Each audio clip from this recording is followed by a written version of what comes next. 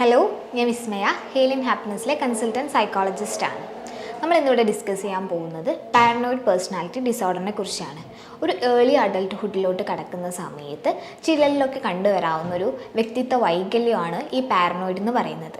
ഒരു പോപ്പുലേഷൻ്റെ കണക്കനുസരിച്ച് നോക്കുന്ന സമയത്ത് 10 മുതൽ 20% വരെ ആളുകളിൽ കാണാവുന്നതാണ് paranoid personality disorder. Gender difference നോക്കുകയാണെങ്കിൽ കൂടുതലായിട്ടും പുരുഷന്മാരിലാണ് പാരനോയിഡ് ഉണ്ടാവാറുള്ളത്.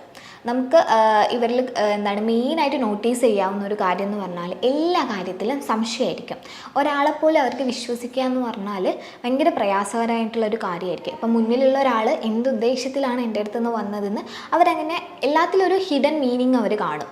ഇപ്പോൾ പുതുതായിട്ട് ഒരാളെ പരിചയപ്പെടുകയാണെങ്കിൽ പോലും അവർ വന്നത് എന്തോ ഒരു പർപ്പസ് ഉണ്ട് അവർക്ക്. ശരിയായ ഉദ്ദേശം അതല്ല. അത് കഴിഞ്ഞാൽ അവരെന്നെ മിസ്യൂസ് ചെയ്യും. അവരെന്തോ കാര്യത്തിന് എന്നെ ചൂഷണം ചെയ്യാൻ ശ്രമിക്കുകയാണെന്നുള്ള തോന്നൽ എപ്പോഴും അവർക്കുണ്ടാവും. അത് കാരണം തന്നെ അവരെ എപ്പോഴും ആളുകളിൽ നിന്ന് മാറി നിൽക്കാനായിട്ടും ശ്രമിക്കുക. അതായത് സോഷ്യലി എപ്പോഴും ഡിറ്റാച്ച്ഡ് ആയിരിക്കും. അധികം കണക്ഷൻസ് ഒന്നും മെയിൻറ്റെയിൻ ചെയ്യാൻ അവർ ശ്രമിക്കില്ല. എപ്പോഴും അവർ ഒറ്റയ്ക്കായിരിക്കും. കാരണം ഓപ്പോസിറ്റ് നിൽക്കുന്ന ആൾ അല്ലെങ്കിൽ നമ്മളൊരു ഗ്രൂപ്പിലോട്ട് വരുന്ന ആൾക്കാർ എപ്പോഴും എല്ലാ കാര്യത്തിനും സംശയമായിരിക്കും. അതുകൊണ്ട് തന്നെ ആ ഒരു കണക്ഷൻ മെയിൻറ്റെയിൻ ചെയ്യാൻ അവരത്രത്തോളം ബുദ്ധിമുട്ടുണ്ടാവും. അപ്പോൾ ഓപ്പോസിറ്റ് നിൽക്കുന്ന ആൾക്കാരാണെങ്കിലും ഇപ്പം കൂടുതൽ ആൾക്കാർ അത്ര വിശ്വാസമില്ല. അതുകൊണ്ട് തന്നെ അവരും ആ കണക്ഷൻ അത്രത്തോളം കൊണ്ടു നടക്കാനായിട്ട് ആഗ്രഹിക്കില്ല.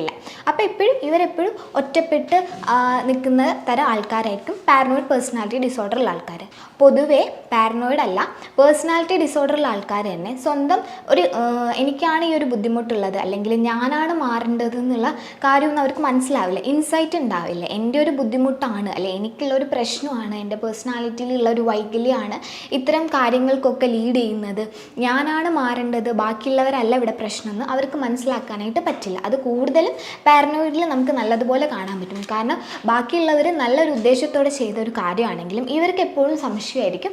ഇപ്പോൾ എന്നെ എന്തോ ഉപദ്രവിക്കാൻ വേണ്ടിയിട്ടാണ് എപ്പോഴും ബാക്കിയുള്ളവർ ഇയാൾ എന്തോ ടാർഗറ്റ് ചെയ്യുന്നുണ്ട്. ഇപ്പോൾ ഒരു ഗ്രൂപ്പിൽ നിന്ന് മാറി നിൽക്കുകയാണ്, എപ്പോഴും ഒറ്റപ്പെട്ട് നിൽക്കുകയാണെങ്കിൽ പോലും അധികം സോഷ്യലി മിങ്കിളാവാനൊന്നും ശ്രമിക്കാതെ ഒറ്റപ്പെട്ട് നിൽക്കുകയാണെങ്കിലും അവരിപ്പോൾ മാറി നിൽക്കുന്നത് പോലും ഇയാളുടെ ഒരു കുഴപ്പം കൊണ്ടായിരിക്കും. പക്ഷേ ഇയാൾ ചിന്തിക്കുന്നത് അയാൾ എന്തോ ടാർഗറ്റ് ചെയ്യാൻ വേണ്ടിയിട്ടാണ് ഇവരൊരു ഗ്രൂപ്പീസുമായി നിൽക്കുന്നത്.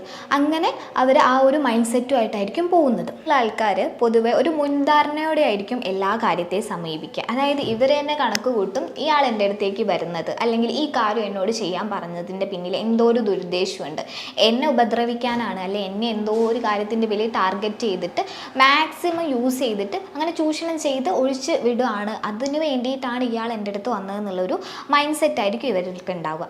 അതുപോലെ തന്നെ ഇവരെല്ലാ കാര്യത്തിലും അവരെ തന്നെ ബ്ലെയിം ചെയ്യാനായിട്ടും ശ്രമിക്കും. ഇപ്പോൾ വേറൊരാൾ ചെയ്ത തെറ്റാണ്, അതിപ്പോൾ അങ്ങനെ തന്നെ പ്രൂവ് ചെയ്തതാണെങ്കിൽ കൂടി ഇവരത് സ്വയം ഏറ്റെടുക്കാനും അത് എൻ്റെ മിസ്റ്റേക്ക് കൊണ്ടാണെന്ന് വിലയിരുത്താനായിട്ടാണ് ശ്രമിക്കുന്നത്.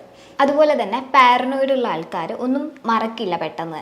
അവരിപ്പോൾ അവരെ ആരെങ്കിലും പണ്ട് വേദനിപ്പിക്കുകയോ അല്ലെങ്കിൽ ഇൻസൾട്ട് ചെയ്യുകയോ ഏതെങ്കിലും തരത്തിൽ മുറിവേൽപ്പിക്കുകയോ ചെയ്താൽ അതൊക്കെ മനസ്സിൽ ഇങ്ങനെ കൊണ്ടുനടക്കും. ഒരു പകയായിട്ട് എപ്പോഴും അവരുടെ മനസ്സിലുണ്ടാകും.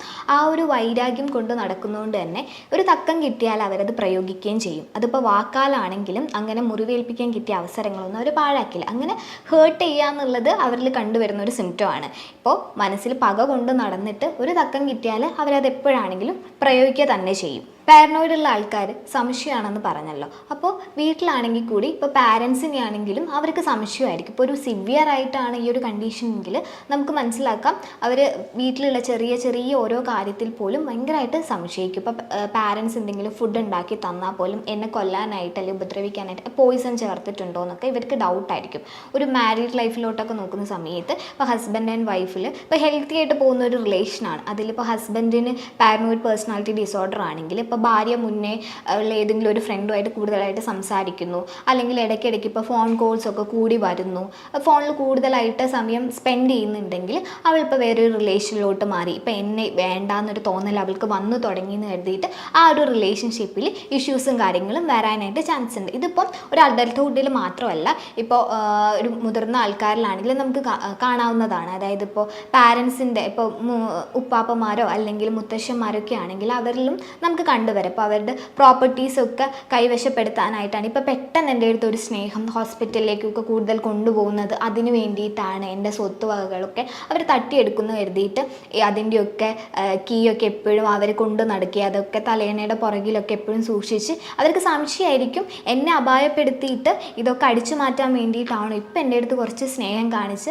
അടുത്തോട്ട് വരുന്നതെന്നൊക്കെ ഉള്ളൊരു സംശയം ആണ് അവരെ ഇങ്ങനെയൊക്കെ ചെയ്യിപ്പിക്കാനും ആ ഒരു തോട്ട്സിലോട്ടൊക്കെ ലീഡ് ചെയ്യുന്നത്. അപ്പം പാരനോയിഡുള്ള ആൾക്കാരിലെ നമുക്ക് മെയിനായിട്ട് നോട്ടീസ് ചെയ്യേണ്ടത് അവർക്ക് എല്ലാ കാര്യത്തിനും എല്ലാവരെയും സംശയമായിരിക്കും. ഒരു പെർട്ടിക്കുലർ സിറ്റുവേഷൻ ഒന്നും ഉണ്ടാവില്ല, എല്ലാ കാര്യത്തിലും അവർക്ക് പൊതുവെ സംശയം തന്നെയായിരിക്കും. അതുപോലെ ക്രോണിക്കലി ടെൻസ്ഡ് ആയിരിക്കും. അത് തുടക്കം തൊട്ട് തന്നെ ഈ സംശയം ഉള്ളത് കൊണ്ട് തന്നെ അവർക്ക് എല്ലാ കാര്യവും ഒരു പേടി അല്ലെങ്കിൽ ടെൻഷൻ നല്ലതുപോലെ കണ്ടുവരുന്നതാണ്. ഇതിനൊക്കെ ഒരു കാരണം എന്ന് പറയുന്നത് ചൈൽഡ്ഹുഡിൽ ഉണ്ടാകുന്ന ട്രോമയാണ്, അല്ലെങ്കിൽ പാരൻസിൻ്റെ അടുത്ത് നിന്നുണ്ടാകുന്ന ഒരു നെഗ്ലക്റ്റ്, അതല്ലെങ്കിൽ ഇപ്പോൾ പാരൻസിന് ആർക്കെങ്കിലും പാരനോയിഡ് പേഴ്സണാലിറ്റി ഡിസോർഡർ ഉണ്ടായി, അല്ലെങ്കിൽ ഒരു ജെനറ്റിക്കലി നോക്കുകയാണെങ്കിൽ മുതിർന്ന വേറെ ആർക്കെങ്കിലും മുത്തശ്ശന്മാർക്കോ അങ്ങനെ ആർക്കെങ്കിലും ഉണ്ടായിരുന്നെങ്കിൽ അത് കാരണമൊക്കെ അവർക്ക് പാരനോയിഡ് പേഴ്സണാലിറ്റി ഡിസോർഡർ ഉണ്ടാകാനുള്ള ചാൻസ് കൂടുതലാണ്.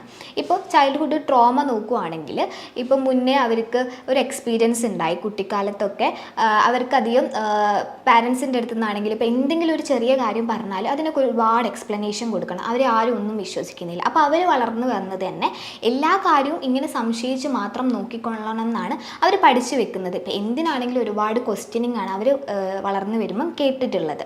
അതുപോലെ തന്നെ എന്തെങ്കിലും രീതിയിൽ അവരുടെ ഒരു ട്രസ്റ്റ് ബ്രേക്ക് ആയിട്ടുണ്ടാവും, അവർക്കൊന്നും വിശ്വസിക്കാൻ പറ്റാത്ത രീതിയിൽ അവരെ ആരെങ്കിലും പറ്റിച്ചിട്ട് പോയിട്ടുണ്ടാകും. അങ്ങനെ ഒരു ഇൻസിഡൻറ്റോ അല്ലെങ്കിൽ ഒരു എക്സ്പീരിയൻസോ ഉണ്ടായിട്ടുണ്ടെങ്കിൽ ആ ഒരു ട്രോമ അവർക്ക് ലൈഫിൽ പാരനോയിഡ് പേഴ്സണാലിറ്റി ഉണ്ടാവാനുള്ള ചാൻസിന് ഒരു കാരണമാണ്. പിന്നെ പാരൻറ്റിൻ്റെ അടുത്തു നിന്നുള്ളൊരു നെഗ്ലക്റ്റ് ഒക്കെ കാരണം അവർക്ക് ആരെയും അത്ര വിശ്വാസമല്ല, പാരൻസ് പോലും ഇത്തരം ആറ്റിറ്റ്യൂഡാണ് അവരുടെ അടുത്ത് കാണിച്ചത്. അപ്പം ആൾക്കാരുടെ അടുത്തൊക്കെ ഉള്ളൊരു വിശ്വാസം പതിയെ പതിയെ കുറഞ്ഞു വരാനും കാരണമാവുന്നുണ്ട്. CBT അതുപോലെ സൈക്കോതെറാപ്പിയൊക്കെ കൊടുത്തിട്ട് നമുക്ക് ഇത് ട്രീറ്റ് ചെയ്യാൻ പറ്റുന്ന ഒരു പേഴ്സണാലിറ്റി ഡിസോർഡർ തന്നെയാണ്.